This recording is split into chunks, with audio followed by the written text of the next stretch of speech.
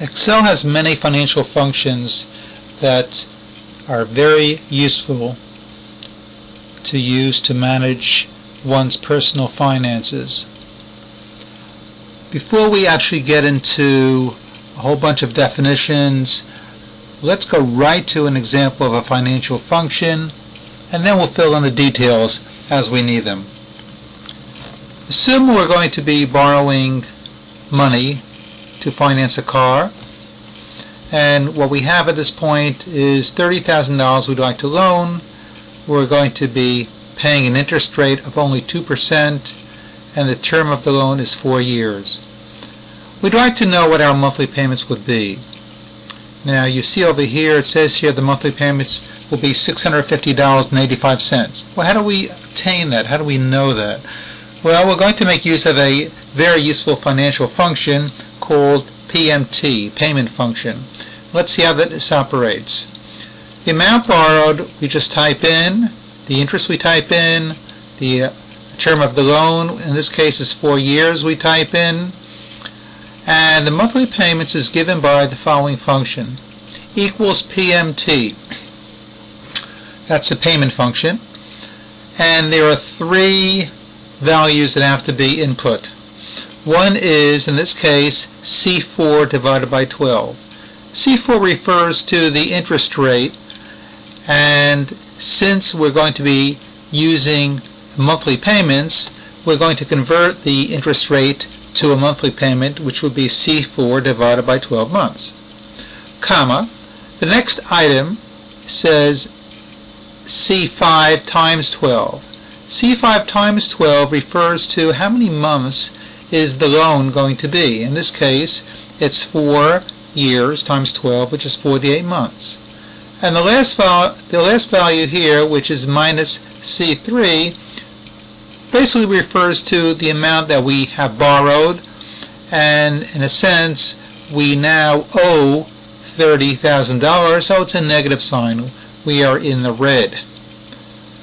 So putting this all together, we have a monthly payment of $650.85. At this point, we don't know how much interest we had to pay, but we do see how much we're going to have to pay each month. What's very useful here is that if we see it's too much money, maybe we'll say, well, let's change the term of the loan or the amount borrowed. We can experiment with that. So for example, let's say instead of borrowing $30,000, we borrow $20,000. And when we press enter, automatically we see that our monthly payment will be $433.90. And we can continuously juggle these numbers around to see how high or how low we can go. If the interest rate changes to, let's say, 3%, we know we're going to have to pay more, and let's see what happens. $442. And we can again change the term of the loan. Now, we can make changes each and every time to see what will be, but in a future module, we're going to go into a related topic whereby we're going to be learning about scenarios. These are different possibilities, and we can compare them all on one spreadsheet. And we're also going to look at what's called goal seeking, whereby we can have a certain goal, meaning maybe we can't afford more than $500. So what should be the amount that we can borrow in order to make this up to $500? So as an example, we're not going to pursue it here, but let's say I put in $22,000. What will happen? Well, it goes up to $486. Well, maybe I can borrow $23,000. Let's see what happens there. And here I see it, I exceeded it. So it has to be less than $23,000 and more than $22,000. Okay, so we will see this in future modules. But right now, let's understand more about financial functions and their actual values that have to be put in it. Here are some terms that we are going to encounter. PV stands for the value or cash flow at the beginning of the investment. Rate, the interest rate per time period. NPR, the total number of time periods. PMT, the payment that is made each time period. FV, the value or cash flow at the end of the investment. And type, which will take on the value of 1 if the payments are made at the beginning of the period, otherwise it's going to be 0. Now, a few things that we should know, and then we can continue.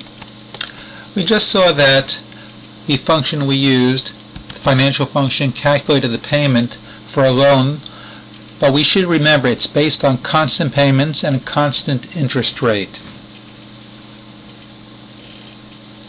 The payment returned by PMT includes principal and interest, but obviously no taxes, reserve payments, or fees sometimes associated with the loans. Please make sure that you use the correct units for the rate and the NPER. So if you're using monthly payments, make sure you divide by 12 if it's per month, and you're using times 12 to refer to how many months you're taking the loan out. We have a second way to determine the monthly payments. That's by using the FX key up here, which is insert function. If you recall the way this works, and we'll demonstrate it right now, we press the function key and it's going to provide us different functions that we used. And one that I have used is the PMT. So I will click on that and it says PMT, and it asks me to fill in the information. So the first thing is the rate, and as we said earlier, the rate is the interest rate per time period. So for this case we're going to be using C4, but we have to divide it by 12. Next is the number of the periods, and in this case it's going to be C5 times 12.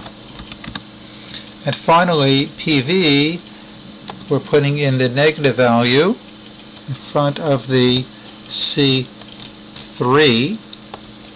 and the others we don't have to put in, and we can see that the resulting value shows over here $509 and does match what we have over here. But let's press enter in any event, and we see it's exactly the same. So it's really your choice, but now you know what terms need to be filled in, and the exact result will result.